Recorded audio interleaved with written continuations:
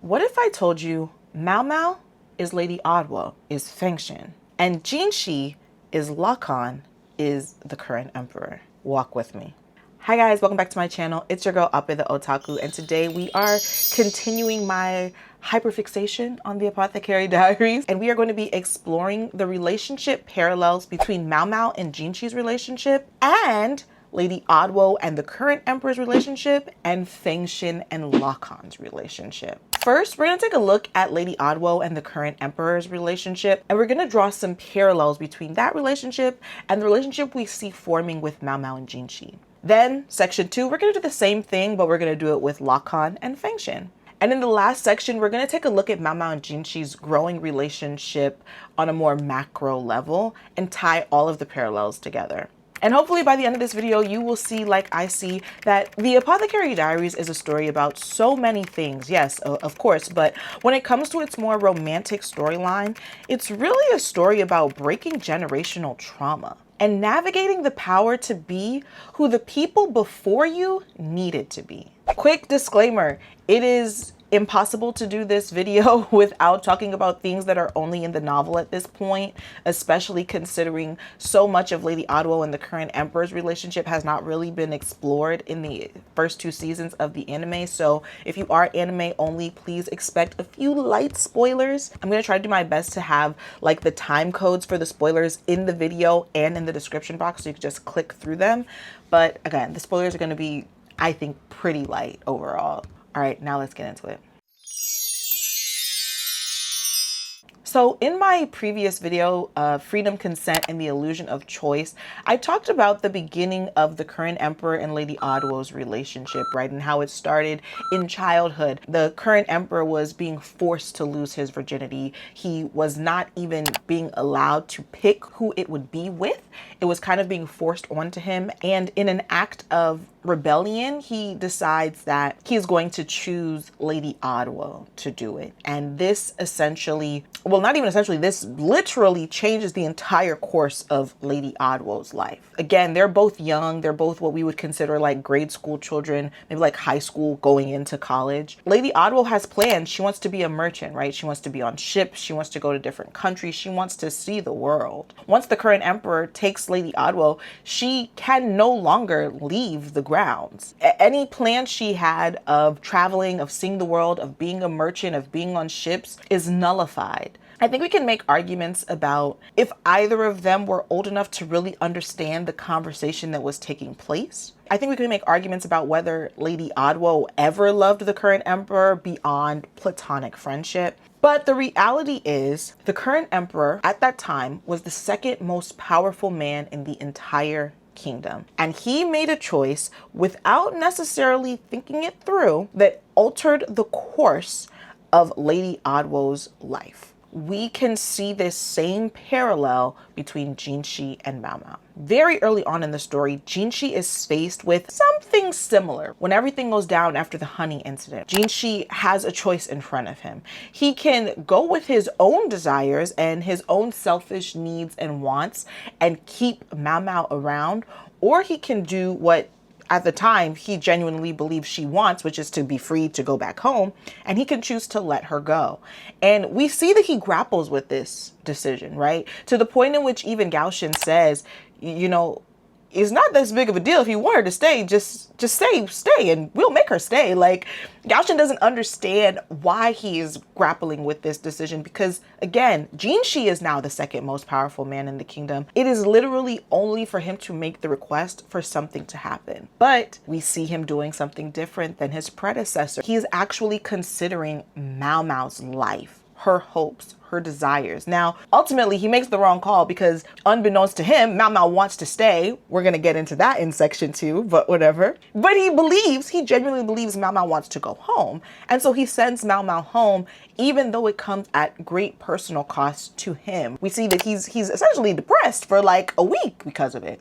Let's go back to Lady Ahduo and the current emperor. For Lady Ahduo's part, when the current emperor makes the decision to take her as his first sexual partner, she doesn't exactly speak up as the current emperor is deciding her life for her. Because we know, especially with the benefit of hindsight, that he did not really understand the intricacies of what that would mean for Lady Ahduo, we can assume that Lady Ahduo, especially being the daughter of Suiren, knew exactly what that would mean for the rest of her life. And though it is clear that she absolutely had qualms and hesitations, we know she doesn't actually speak up and voice any of these things directly to the current emperor.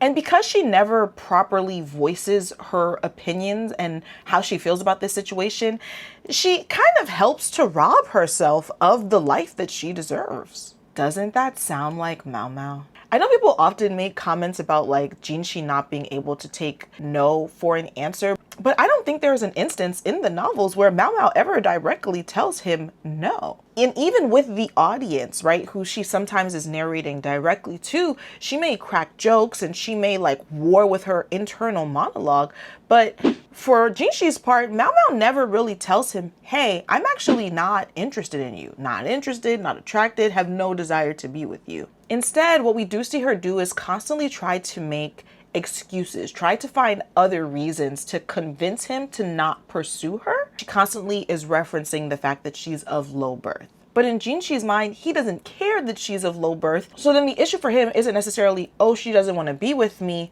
I need to accept that rejection. It's, oh, she thinks we can't be together because she's of low birth, but I don't care. How can I make her see that? This is a bit nuanced, right? Her lack of being direct and speaking up. In this way, Maomao and Lady Ahduo are the same. They are never direct with the people who have the power to change the trajectory of their lives. And more importantly, the people that have the power to change the trajectory of their lives also have a deep affection for them and compassion for them. They are the only people that can change their lives in that way, but they are also the only people that would care about any reservations they had would they just speak up and be honest.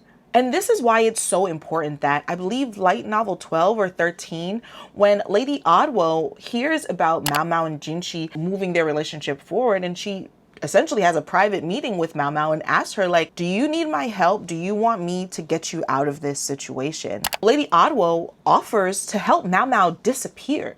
And I think that offer is as much for Lady Ahduo's benefit as it is for Maomao's, and also as it is for the audience. Maomao refusing that offer and making it very clear that she would be happy being married to Jinshi if the circumstances were different. I believe that's the first time, even as the audience, Maomao is direct about how she feels about Jinshi. Yes, the issue of all of the political hurdles surrounding their relationships still exists, of course, but as a person, Maomao has no issue being attached to Jinshi romantically. And I also love this comes after Joka goes on like an 18-page rant about why you should never trust men. You should never tie yourself down to a man. And Maomao immediately is like, no, I don't mind being tied down to this man.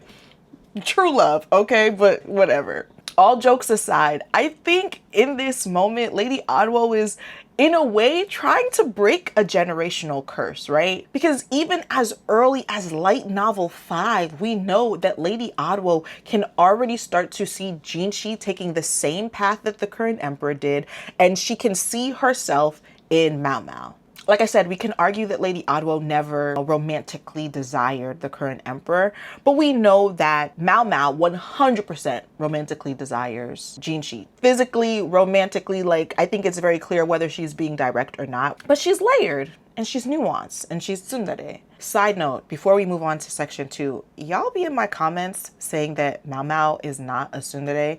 I don't know what is making y'all say that, but Natsu Hyuga describes her as a tsundere character like multiple times. Like that is like the foundation of the character she's writing. Y'all issue is with Natsu senpai. It's not with me. Before we get into the parallels between Fengxiang and Maomao and Lakan and Jinshi, let's first do a small recap of Fengxiang and Lakan's relationship. As an audience, I think we have all examined the great plot twist of Fengxiang and Lakan's relationship backwards and forwards. But somehow, Fengxiang's role in her own demise is not talked enough about. And not only just her own demise, but specifically the demise of her relationship with Lakan. though ultimately they were reunited, of course, but still. Up until the bitter end, the original bitter end, Fengxian looked at Lakan as if he was beneath her. She looked at him like he was a bug, like she was bored just to be in his presence. That's how Lakan remembers the relationship. So much so that when she does speak directly to him about seeing him again, he cannot understand why. In fact, he's shocked about it, but something I noticed when I was rereading it is, in her own way, she had constantly been asking when she was going to see him again, right? Up until the point where he's like, oh, in another 3 months, she had already been asking her to see him. She was sending him letters reminding him that she was available. Her availability is no secret to anyone. So why was she sending him direct mail to let him know that he could come see her? She was trying to, in her own coy way, encourage him to see her more often. And all of that was going over his head because her outward appearance when they were together was one of boredom, one of disgust. Also, we don't get any other examples of any high-ranking courtesans sending these kinds of letters out. So we can assume that that's a special thing that Fengxian is doing specifically for Lakan, yet the significance of it goes over Lakan's head. Lakan could not reconcile the version of Fengxian that wanted to be with him with the person that he was actually interacting with on a regular basis. I think we see this during what's supposed to be Jinshi and Maomao's first night together. Suiren, my good sis, going out of her way to set the tone. And Jinshi is very slowly starting to put it together. And then finally, Suiren just kind of blurts it out. Yes, Maomao is coming. You guys are going to engage in adult activities tonight. Even with that direct declaration from Suiren, Jinshi still is unsure that this is going to happen. Even after Maomao shows up, he is still unsure that this is going to happen.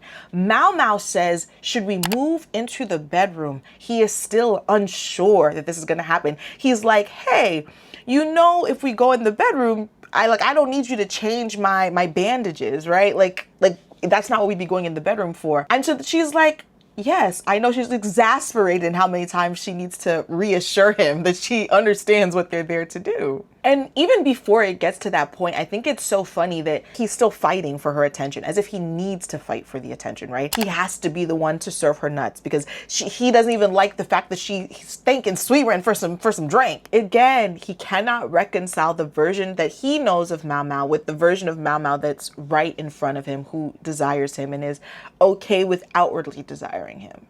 Now, let me just say, I don't think Jinshi sends Maomao away because of any miscommunications or not being able to reconcile anything. I think the text is very explicit in letting us know exactly why he sends her away, because he wants to make an honest woman out of her, so to speak. Like, this is a day and age where birth control is incredibly taboo. And once Jinshi sees all of the birth control that Maomao has brought with her to avoid pregnancy, he kind of realizes this isn't right. Like, we're skipping steps.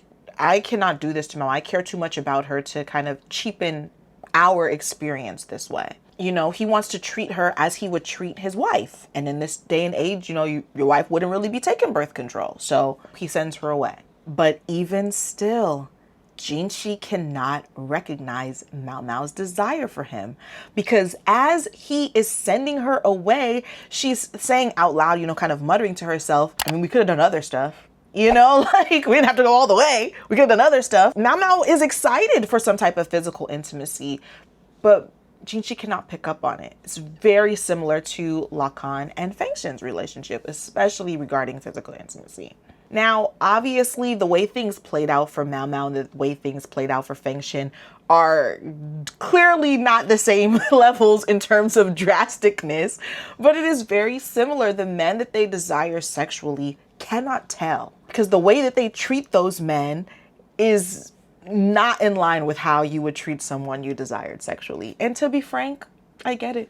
I treat men similarly. Who am I to judge? I also think a really good example of Maomao not being forthcoming with how she feels about Jinshi is in the end of light novel 2, I believe, when everything goes down with the She Clan rebellion. She's in her shop making her medicines and she's waxing poetically about him. She has like this really long spiel and it all kind of leads up to her missing him, her wanting to see him, her realizing that now she doesn't have any real reason to go to the palace and see him. We can tell that that's bothersome to her just in the language she's using. Yet, after we, the audience, have seen how much she misses him for like 3 pages, when he finally shows up, she treats him like a bug, like a peasant. It's very Fengxiang of her. And Jinshi is incredibly oblivious to all of the yearning she was doing just moments prior to his arrival. Very Lakan of him. Okay, so we've talked about some specific points in the storyline, in the plot, where we can see Maomao as a reflection of both Lady Ahduo and Fengxiang, and Jinshi as a reflection of both Lakan and the current emperor. But now let's consider Maomao and Jinshi thematically as reflections of their predecessors. So the current emperor and Lakan are both men of power who at some point, the power that they wielded was used to inadvertently hurt the women that they love. For the current emperor's part, he was simply just trying to find a partner that he actually wouldn't mind sleeping with, which can't fault the boy for that. And him choosing Lady Ahduo was his attempt to take back his own power, his own agency. They were trying to make him sleep with someone he did not want to sleep with.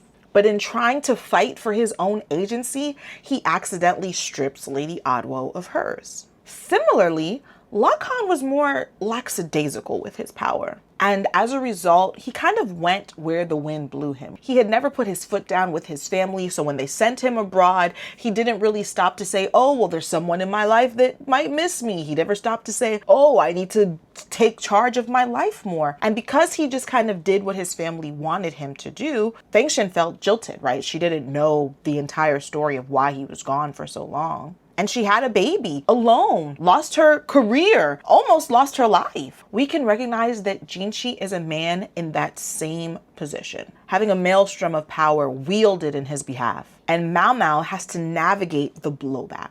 And much of their story, Maomao and Jinshi's story, is about how much Jinshi has to shift in order to be better than both of the men that came before him. We see this when he chooses to fire her when he believes that she wants to be fired. We see this because at no point does he force her to become his wife. As the second most powerful man in that kingdom, all it would take is for him to say, I want Maomao as my wife today, and it would be done. Everybody is aware of that, including Jinshi, and that is why Jinshi vows repeatedly that before he ever even thinks about doing something like that, he is going to make sure that he becomes the husband that Maomao wants him to be, needs him to be. That is a very different choice, or as close as he can be, considering he's still a royal as of now and she doesn't want to be in the royal family, but she's willing to adjust for him, but blah, blah, blah, blah, blah. Okay, this is a very different choice. This is a very different wielding of power than we've seen from both Lakan and the current emperor. Now, on the woman's side, it's a bit more dynamic when we think about the macro parallels, because women are more dynamic, of course, you know. Fengxiang and Lady Ahduo both ultimately had negative outcomes with the men that they were with, their male counterparts. As each man did have a hand in ruining their lives, it was done in drastically different ways. So let's talk about how Maomao is both Lady Ahduo and Fengxiang on opposite sides of the spectrum.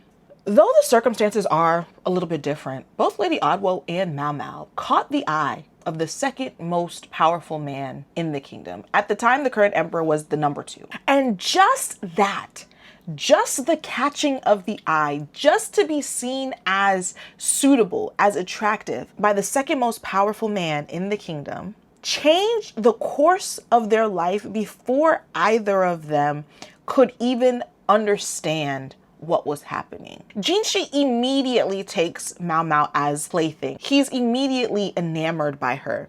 We don't know how quickly the current emperor formed his romantic relationships with Lady Ahduo, but Clearly, he felt like she was attractive enough to sleep with, to put her in the running of the people that he could be sleeping with. Up until that point, though, he had never voiced it and their relationship was very platonic. Even just the catching of the eye had changed both Lady Ahduo and Maomao's life before either of them could even register it. I would also argue that it changed their lives even before their male counterparts could even register it, but I feel like that's a story for another video.